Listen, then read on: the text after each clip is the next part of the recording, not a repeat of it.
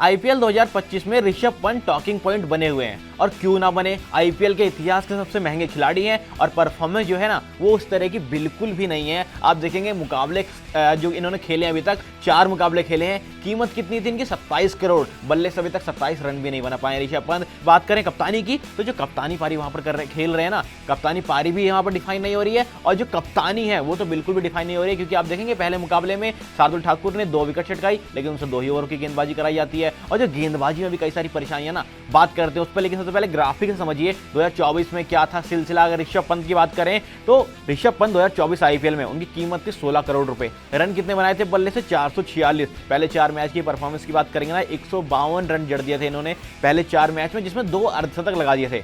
अब आते हैं 2025 की परफॉर्मेंस पे। अगर आईपीएल 2025 की परफॉर्मेंस पर आए तो यहाँ पर ऋषभ पंत आईपीएल 2025 में कीमत क्या है इनकी 27 करोड़ रुपए। पहले 4 मैच में बनाए रन कितने 19, छक्का भी एक ही लगाया है। और अगर अर्धशतक की बात करें तो कोई अर्धशतक नहीं है। तो जी हाँ, ऋषभ पंत के ऊपर जो खतरे के बादल है ना वो तो मंडराए रहे हैं कप्तानी पर भी, और जो टी20 की परफॉर्मेंस। अब कई लोग क्रिटिसिज्म ये करते हैं कि ऋषभ पंत जो है ना वो टी20 के प्लेयर ही नहीं है, टेस्ट के प्लेयर हैं। तो आप लोगों को मैं बात बता देता हूँ, जो ऋषभ पंत का डेब्यू हुआ था ना इंडियन टीम में, इंटरनेशनल टीम में, वो आईपीएल की पारी से यानी कि टी20 की पारी से ही हुआ था, जब हैदराबाद के खिलाफ इन्होंने लगाए थे 128 रन। जहां पर भुवनेश्वर कुमार पर इन्होंने खूब बरसाए थे रन, उसके बाद राशिद खान पर खूब अटैक किया था। तो उसके बाद जब क्वालिटी गेंदबाजों के खिलाफ इन्होंने 128 रनों की पारी खेली, हालांकि वो एक पहला इकलौता शतक है ऋषभ पंत का टी20 में, उसके बाद आया नहीं। लेकिन यहाँ पे जो परेशानी है ना वो बढ़ने लगी है। ऋषभ पंत की सॉल्यूशंस की बात करेंगे, लेकिन पहले बात करते हैं कि ऋषभ पंत के इर्द गिर्द जो कॉन्ट्रोवर्सी चल रही है और क्यों ऋषभ पंत इतने बड़े टॉकिंग पॉइंट बन रहे हैं उसकी बात कर लेते हैं। अब सबसे पहले जो टॉकिंग पॉइंट का मुद्दा है वो संजीव गोयनका का स्टेटमेंट।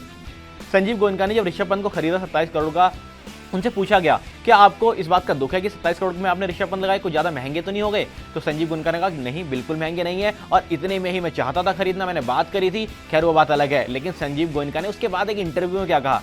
अब बात करते हैं महेंद्र सिंह धोनी की और रोहित शर्मा की। आने वाले समय में वर्ल्ड के यानी कि पूरे क्रिकेट इतिहास के सबसे बड़े सबसे बेहतरीन कप्तान ऋषभ पंत बनकर उभरेंगे। पहले 4 मैच में जस्टिफाई तो बिल्कुल नहीं हुआ, ना ही प्राइज, ना ही वो कप्तानी, और ना ही संजीव गोयनका साहब का वो स्टेटमेंट। हालांकि अगर ऋषभ पंत की डेब्यू की मैंने बात करी, 128 रनों की पारी खेली थी, उसके बाद डेब्यू हुआ था। उसके बाद टॉकिंग पॉइंट, ऋषभ पंत क्यों इतने बड़े खिलाड़ी हैं।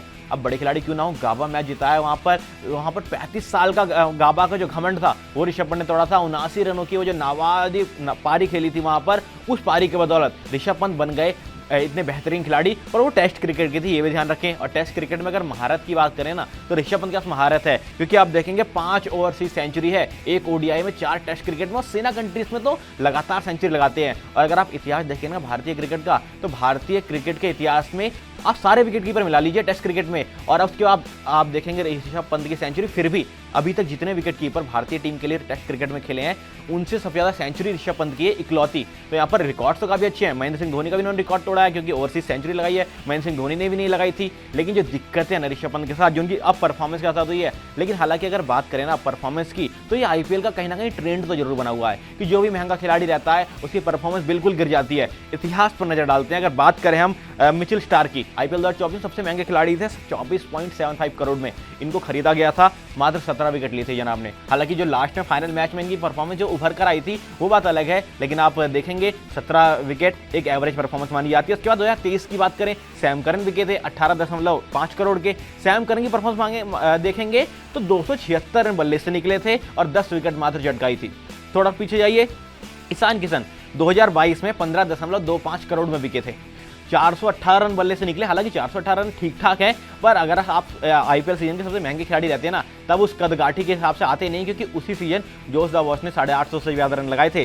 उसके बाद आते हैं क्रिस मॉरिस पे, जहां से ट्रेंड शुरू हो गया था कि आईपीएल में हर साल महंगा खिलाड़ी खरीदा जाएगा। 2021 में 16.25 करोड़ के खरीदे गए थे क्रिस मॉरिस, और बल्ले से निकले थे मात्र 67 रन और 15 विकेट छटकाए थे जनाब ने। तो जो परेशानियां है ना, जो ट्रेंड लगातार चलता रहा कि महंगे खिलाड़ी आप खरीदिए, उसके बाद उनकी परफॉर्मेंस गिर जाएगी। क्या ऋषभ पंत उसी ट्रेंड का शिकार हो रहे हैं? हालांकि सॉल्यूशंस की बात कर लेते हैं, क्या सॉल्यूशंस हो सकते हैं, ऋषभ पंत यहाँ से परफॉर्मेंस को कैसे बेटर कर देते हैं। तो अगर आप उनकी दिल्ली की पारी देखेंगे, जब दिल्ली कैपिटल्स में ऋषभ पंत खेलते हैं, तो दिल्ली की पारी की जब भी बात करेंगे, ऋषभ पंत की जो पारी आई है ना वो सुलझी हुई पारी थी। वो उतने आक्रामक बल्लेबाज माने तो जाते हैं, पर है नहीं टी20 क्रिकेट में, क्योंकि ऋषभ पंत को थोड़ा टाइम चाहिए होता है सेट करने का। वो इस तरह के खिलाड़ी नहीं कि आगे 17 बॉलों पे 50 लगा देंगे। हालांकि 18 गेंद में 50 रन बनाए उन्होंने, लेकिन हालांकि उस तरह के बल्लेबाज वो है नहीं, उनको थोड़ा टाइम चाहिए होता है। और अगर आप लखनऊ की बल्लेबाजी क्रम की बात करें ना, एडम मार्करम शुरुआत में आउट हो जाते हैं, परफॉर्मेंस उतनी आई नहीं। लेकिन निकोलस पूरन की बात करें या फिर बात करें मिचेल मार्श की, आते ही लगातार धुआंधार रन बरसाने लगते हैं और कहीं ना कहीं ऋषभ पंत पर फिर वो स्कोर बोर्ड का, वो करंट रन रेट का जो प्रेशर है वो बन जाता है और वो भी आते हैं बड़े शॉट खेलने और कहीं ना कहीं विकेट गवाते हैं।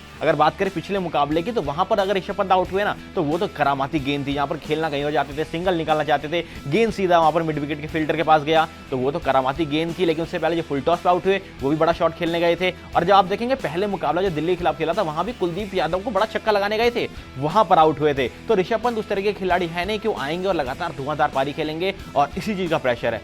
सोल्यूशन एक और क्या हो सकता है, ऋषभ पंत से ओपनिंग कराई जाए। एडम मार्करम का बल्ला पिछले मुकाबले में चला है, पर अगर ऋषभ पंत ओपन करते हैं, एडम मार्करम मिडिल ऑर्डर में खेलते हैं, कोई परेशानी नहीं होगी एडम मार्करम को, क्योंकि मिडिल ऑर्डर के बल्लेबाज माने जाते हैं एडम मार्करम। लेकिन अगर ऋषभ पंत ओपन करते हैं ना, तो कहीं ना कहीं ऋषभ पंत के लिए बेटर रहेगा, क्योंकि पावर प्ले के दौरान आप वहां पर फील्ड को क्लियर कर सकते हैं, जिस तरीके से गुजरात टाइटंस वाले मैच में वाशिंगटन सुंदर ने किया। उन्होंने ज्यादा बड़े शॉट नहीं लगाए, उन्होंने बस फील्ड को क्लियर किया, 90 यार्ड का जो दायरा था उसको क्लियर किया और बड़े शॉट कमा लिए। तो यहाँ पर देखना ये होगा कि ऋषभ पंत इस रणनीति को अपनाते या नहीं। हालांकि जो प्राइस टैग की बात है उसको तो अभी तक जस्टिफाई नहीं कर पाए हैं। आपका जो क्या मानना है बताइए कमेंट सेक्शन में, क्या लगता है आपको, क्या सचमुच गए पैसे पानी में या फिर अभी तक मुकाबला बहुत लंबा होने वाला है, टू अर्ली टू से और ऋषभ पंत बड़े स्कोर करने वाले हैं? क्या है आपकी राय, बताइएगा कमेंट सेक्शन में।